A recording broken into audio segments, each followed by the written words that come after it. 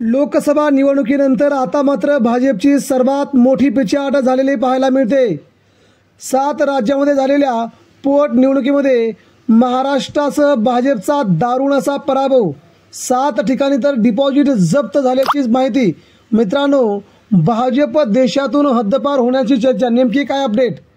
आज ज्या 7 राज्यांमध्ये 13 ठिकाणी आमदार यासाठी पोटनिवडणुका झाल्या, यामध्ये इंडिया आघाडीची सर्वात मोठी सरशी पाहायला मिळाली आहे आणि भाजपचा दारुण पराभव झाला आहे। नेमकी काय अपडेट? देशातील 10 विधानसभा सह 13 विधानसभा जागांवरती 10 जुलै रोजी झालेल्या विधानसभा पोटनिवडणुकीत भाजपच्या नेतृत्वाखाली इंडिया आघाडीला मोठा धक्का बसला असून इंडिया आघाडीला मोठा विजय मिळाला आहे। लोकसभा निवडणुकीत 234 जागा जिंकणाऱ्या विरोधी भारत आघाडीने 13 जिल्ह्यांच्या पोटनिवडणुकीत बाजी मारली आहे। इथे जवळजवळ 10 ठिकाणी इंडिया आघाडीचा सर्वात मोठा विजय झाला आहे। उमेदवारांची सर्वाधिक जागा जिंकल्या आहेत।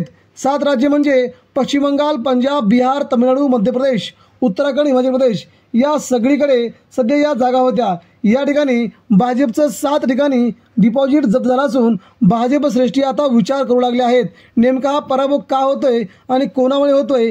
आगामी काही दिवसांमध्ये केंद्रातील सरकार देखील बदलेल असा विश्वास ममता बॅनर्जी यांनी व्यक्त केला आहे।